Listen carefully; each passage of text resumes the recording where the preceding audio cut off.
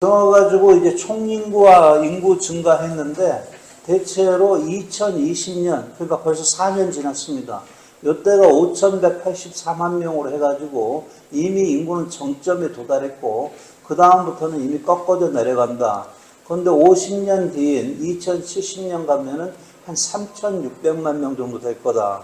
그래서 지금보다 한 1,500만 명 정도 줄 것이다 이렇게 되는데, 이건 얘기는 한국 사회에서 인구는 이제 다시는 지금보다 이 4년 전보다 많아지기는 어렵다 하는 것을 좀 그대로 보여준다 하는 말씀 드리겠습니다. 다들 그렇게 얘기를 하고, 그와 더불어서 한국의 경우에는 그런데 다른 나라에서 쫓아오기 힘들 정도로 너무나 속도가 빠르다 하는 부분을 좀 염두에 둘 필요가 있겠습니다.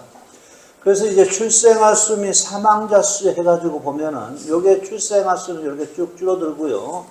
사망자 수는 이렇게 쭉 증가하고 하다면 딱 지금 시점이 딱 교착점입니다. 그거 앞으로 같은 경우에는 출생아 수보다는 사망자 수가 더 많아서 장기적으로 인구가 계속 감소 추세로 갈 것이다 하는 것으로 전망이 되고 있고요. 그래서 이제 근데 이제 보면은 또 시기별로도 또 차이가 있어요. 그래서 여기서 보시면 아까 보시는 것처럼 2020년 5,184만 명 해가지고 정점 왔다 지났다 그렇게 했는데, 거기다 15 내지 64세 상상 가능 인구를 놓고 보면은 요때 같은 경우 3,763만 명에서 이미 정점을 지나서 좀 줄어들고 있습니다. 근데 이거에 대해 가지고 그래도 고령화 되고 고령자들 좀 쓰면 되는 것 아니야? 버틸 수 있지 않냐? 그렇게 하는데, 여기서 15세 이상 인구 갖다 전체로 다 하면은 여기 한 2032년 해가지고 한 10년 정도 약간 더 한 7, 8년 정도 조금 정점이 늦춰지는 정도고요. 근데 15세 이상이라면 80세 이상의 노인분들도 있고 하기 때문에 그 부분을 빼고 대체 15세에서 74세 정도까지 좀 노동시장이 좀 나오고 그런 것 같습니다. 그래서 보면 74세까지를 하면은 그 경우에도 2026년이면 정점을 지나더라.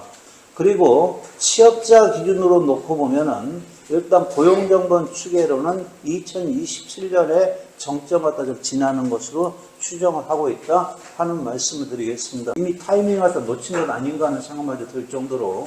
근데 강조점의 차이는 있지만은 지금은 이제 저출산의 원인이나 인구구조 변화가 미치는 영향이나 대응 방안하고 관련해서 나올 만한 진단은 웬만큼 다 나와 있는 것 아니냐 이렇게 봅니다. 그것과 더불어서 이제 구조개혁 차원에서 양질의 일자리 확대라든가 노동시장 이중구조의 해소라든가 지역균형 발전이라든가 교육개혁이라든가 주거안정 등을 통한 삶의 질 개선도 함께 좀 추진해 나갈 필요가 있겠다 이렇게 보이는데, 일단 적극적인 노력이나 이것이 기울여지지 않으면은 완화 정책이나 적응 정책에 머물면서 좀 최악의 상황으로 갈 수도 있겠다 이렇게 보입니다.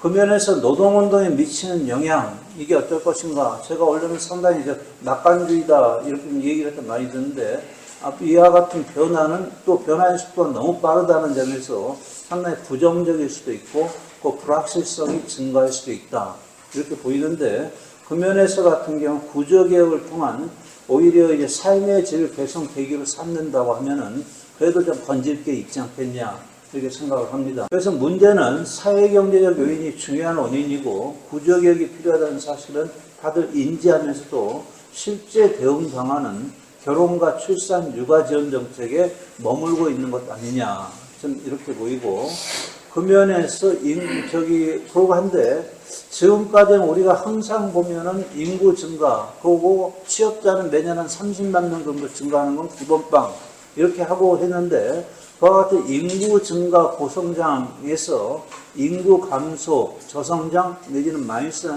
성장으로 패러다임이 전환하는 것 자체는 어찌 보면 지금은 이제 불가피한 상황으로 가고 있는 것 아니냐 이렇게 보입니다.